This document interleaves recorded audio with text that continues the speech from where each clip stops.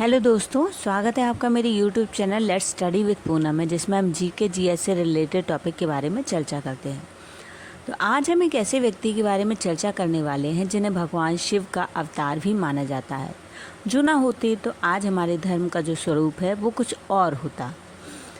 हम बात करने वाले हैं आदि गुरु शंकराचार्य के बारे में।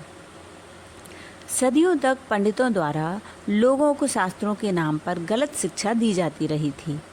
आदि गुरु शंकराचार्य ने हिंदू धर्म का नए ढंग से प्रचार प्रसार किया और लोगों को सनातन धर्म के सही मायने समझाए।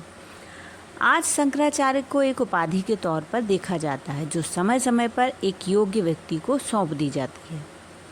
आदि गुरु शंकराचार्य हिंदू धर्म में एक विशेष स्थान रखते हैं।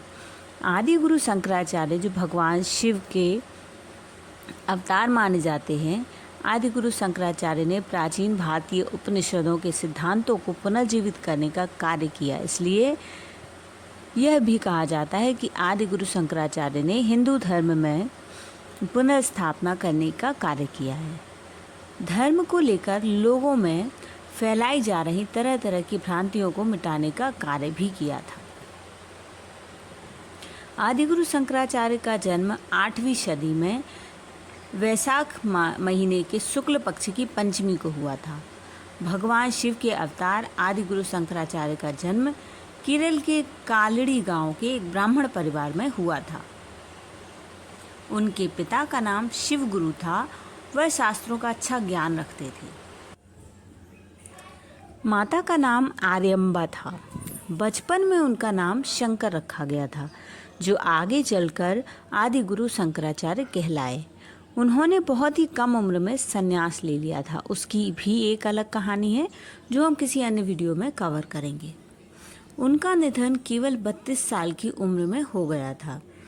श्री आदि गुरु शंकराचार्य ने इस जगत को मिथ्या बताते हुए ईश्वर को सत्य बताया और उनका मानना था कि मूर्ख लोग ही ईश्वर को वास्तविक न मानकर संसार को वास्तविक मानते हैं, जबकि ज्ञानी लोगों का मुख्य उद्देश्य अपने आप को भ्रम व माया से मुक्त करना और ईश्वर और ब्रह्म में से तदात्म हो जाना होता है। उन्होंने हिंदू धर्म के प्रचार प्रसार के लिए 4 अलग दिशाओं में 4 मठों की स्थापना की, जो कि उत्तर दिशा में बद्रिकाश्रम में ज्योतिर्मठ, पश्चिम दिशा में द्वारिका में शारदा मठ, दक्षिण दिशा में श्रृंगेरी मठ और पूर्व दिशा में जगन्नाथपुरी में गोवर्धन मठ है। बहुत ही कम उम्र में आदि गुरु शंकराचार्य ने ब्रह्मांड की प्रकृति में गहरी रुचि दिखाई। उन्होंने 16 साल की उम्र में संसार त्याग दिया और एक आध्यात्मिक यात्रा पर निकल पड़े, जो उन्हें पूरे भारत में ले गई। अपनी यात्राओं के दौरान शंकराचार्य ने भारत की विभिन्न आध्यात्मिक परंपराओं के बारे में जाना और उन्हें एक ही एकीकृत परंपरा का हिस्सा माना। उन्होंने अपना दर्शन भी विकसित करना शुरू किया, जिसका उद्देश्य भारत की सभी विविध धार्मिक परंपराओं को एक छत्र के नीचे एकजुट करना था। अंत में शंकराचार्य भारत के विविध धार्मिक समुदायों को एकीकृत समग्रता में एकजुट करने में सफल रहे। शंकराचार्य का राजनीतिक जीवन भारतीय इतिहास में सबसे महत्वपूर्ण रहा। वे भारत को एक धर्म की तरह एकजुट करने में सफल रहे। उनकी शिक्षाएं आज भी प्रभावशाली हैं। एक शिक्षक और दार्शनिक के रूप में उनका काम बेजोड़ है और उनकी विरासत को आने वाले कई सालों तक याद रखा जाएगा। शंकराचार्य की धार्मिक मान्यताओं के बारे में अब हम जानते हैं।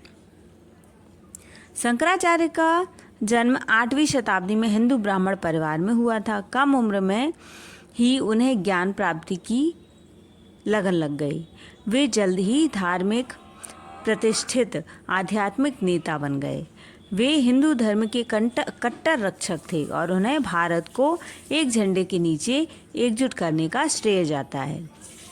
शंकराचार्य को हिंदू धर्म के सबसे प्रभावशाली दार्शनिकों में से एक माना जाता है। वे धर्म को उनके वर्तमान स्वरूप में परिभाषित करने और व्यवस्थित करने के लिए जिम्मेदार थे।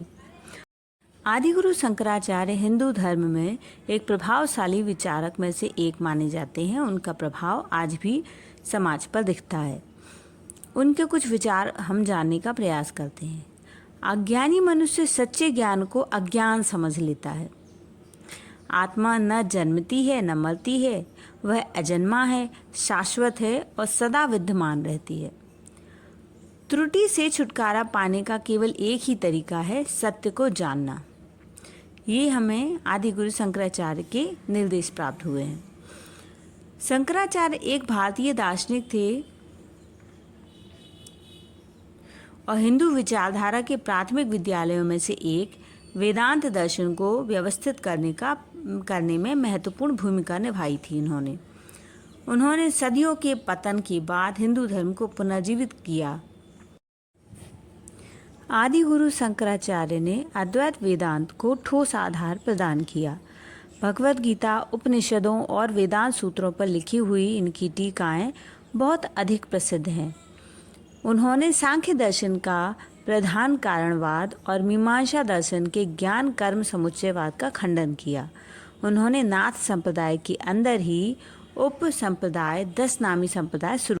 उनके विचारोपदेश आत्मा और परमात्मा की एक रूपता पर आधारित है, जिसके अनुसार परमात्मा एक ही समय पर सगुण और निर्गुण दोनों रूपों में हो सकता है। आदि गुरु शंकराचार्य को शिव का अवतार माना जाता है। वेदों में लिखे ज्ञान का एकमात्र ईश्वर को संबोधित समझा और उसका प्रचार वार्ता पूरे भारत में उन्होंने किया। उस समय वेदों की समझ के बारे में मतभेद होने पर चारवाक, जैन, बौद्ध मतों का शास्त्रों द्वारा खंडन किया। 8 वर्ष की आयु में आदि गुरु शंकराचार्य चारों वेदों में पारंगत हो गए थे। 12 वर्ष की आयु में सभी शास्त्रों में पारंगत थे और 16 वर्ष की आयु में शांकर भाष्य तथा 32 वर्ष की आयु में शरीर त्याग दिया था। ब्रह्म सूत्र के ऊपर शांकर भाष्य की रचना कर विश्व को एक सूत्र में बांधने का प्रयास भी शंकराचार्य द्वारा किया गया, जो भी सामान्य मानव से संभव नहीं है। शंकराचार्य के दर्शन में सगुण ब्रह्म और निर्गुण ब्रह्म दोनों का ही दर्शन समझ में आता है। निर्गुण ब्रह्म उनका निराकार ईश्वर है और सगुण ब्रह्म साकार ईश्वर है। संपूर्ण जगत के जीवों को एक ब्रह्म के रूप में स्वीकार करना और तर्क आदि के द्वारा उसे सिद्ध करना आदि गुरु शंकराचार्य की विशेषता रही है। इस प्रकार शंकराचार्य के व्यक्तित्व और कृतित्व के मूल्यांकन में हम कह सकते हैं कि राष्ट्र को एक सूत्र में बांधने का कार्य आदि गुरु शंकराचार्य ने किया था। भारतीय संस्कृति के विस्तार में उनका अमूल्य योगदान है। उनके जैसा व्यक्तित्व दोबारा पृथ्वी पर जन्म लेना असंभव सा ही प्रतीत होता है।